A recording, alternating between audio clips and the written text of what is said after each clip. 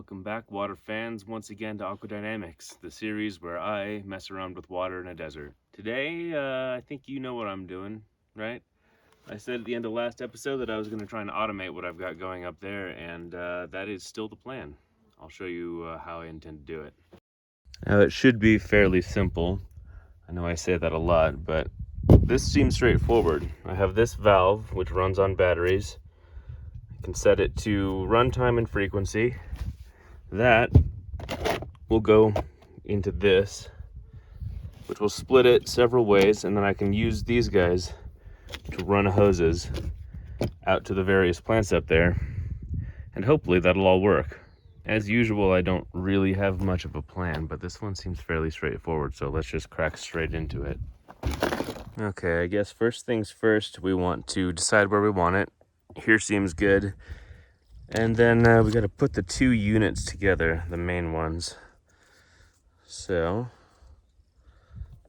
let's get this guy and put some of that plumber's tape on there. Every drop counts. Don't want any leakage.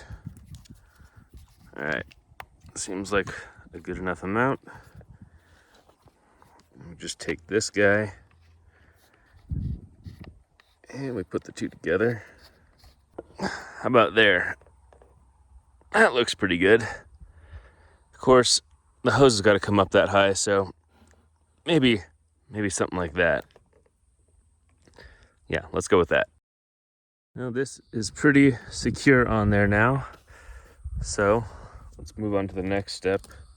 We want to move the water into the top, but to keep it from spraying all over the place, let's first pinch it off. Always important to know when to pinch it off.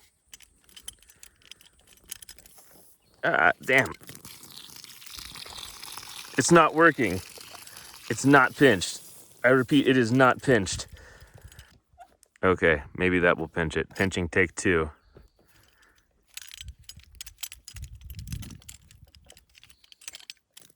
That's much better. Now, into there. There's the line in, going into the timer. Now I'm just gonna get these little hose adapters and stick them on some of these, and then run some hose. You guessed it, more of this. I'm definitely gonna prioritize the most desperate and thirsty of plants, which that means the potatoes and the jalapeno. Those guys are always looking a little bit wilty, so I think they would benefit from constant watering. So that goes on like that. And then I just tighten it up.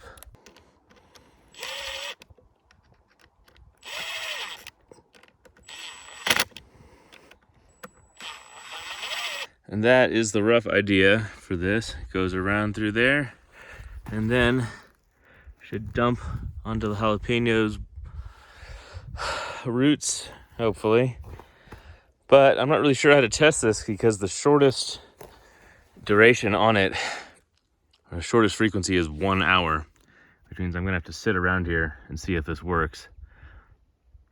But yeah, I don't really know what choice I have. So before I go any further, I guess I'll test this.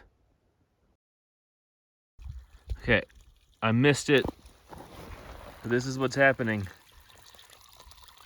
This thing is dumping out serious water. I'm wondering if that's not going to be too much, actually.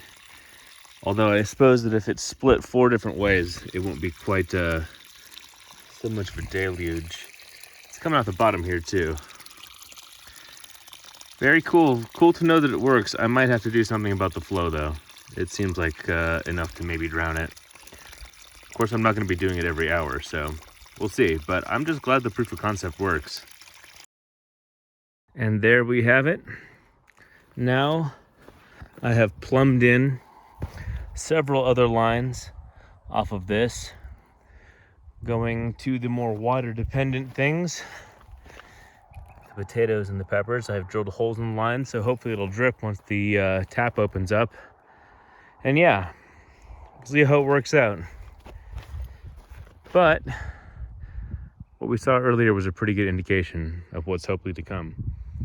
So at the end of all of this, I hope to have some stuff to make one decent breakfast out of.